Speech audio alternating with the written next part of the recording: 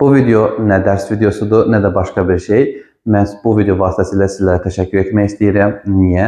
Çünki artıq biz YouTube kanalında 20.000 olduq. 20K, yəni 20.000-i ötmüşük. Həqiqətən bu göstərdiyiniz rəğbətə görə, göstərdiyiniz bu xüsusi diqqətə görə hər birinizə təşəkkür edirəm. Bilirsiniz ki, qanunun sferası çox balacadır. Yəni qanunu biz ancaq dövlət qulluğunda öyrənirik. Başqa bir sahələrdə vergidə ola bilsin, konstitusiyanı öyrənirik və yaxud da ki, nə bilim, gömrükdə, miqrasiyada az bir hissəsini öyrənirik, düzdürmü? Amma dövlət qulluğunun sferası içərisində qanun fənni çox balaca bir yer tutur.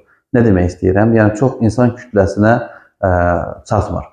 Lakin Azərbaycan dili müəllimi olsun, məntiq müəllimi olsun və ya informatika olsun, digər qəbullarda, magistraturada, universitetdə qəbullarda, məndən şey qəbul imtahanında, sertifikasiya imtahanlarında, digər yerlərə qəbullarda onlar çox istifadə olunur. Ona görə biz belə çox böyük kütləmizə malik deyil.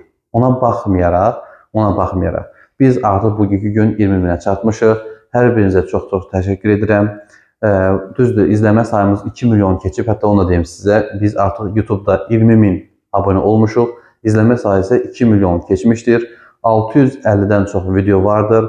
Dövlət qulluğu haqqında qanun, korrupsiya, etik, vətəndaşların müraciəti, rəmzlər, digər qanunların hamısının izahını vermişəm. Həm test 3-ün izahı da var, həm də müsahibə üçün izahı var. Artıq dünya görüşünün izahlarını sizin üçün yükləyirəm. Bir daha nə deyə bilərəm? Təşəkkür edirəm sizlərə. Dediyim kimi, bəziniz qıraqdan baxan deyə bilər ki, niyə 20K-dır, yəni niyə 20.000-dir, 50.000 deyil, 100.000 deyil, 80.000 deyil. Təkrar edədiyim kimi, sfera çox azdır qanuna, kütlə çox azdır. Ona baxmayaraq da həqiqətən bu kütlənin içərisində qanunu 20.000-i çatdırmaq özü çox böyük bir şeydir.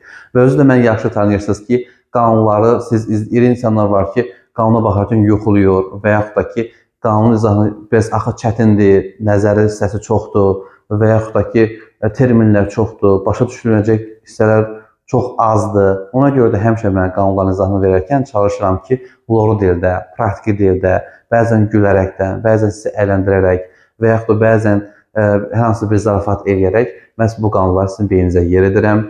İzləməkdə davam edin. Hər birinizə bir daha təşəkkür edirəm. Sağ olun, var olun. Növbəti videoda görüşəndə.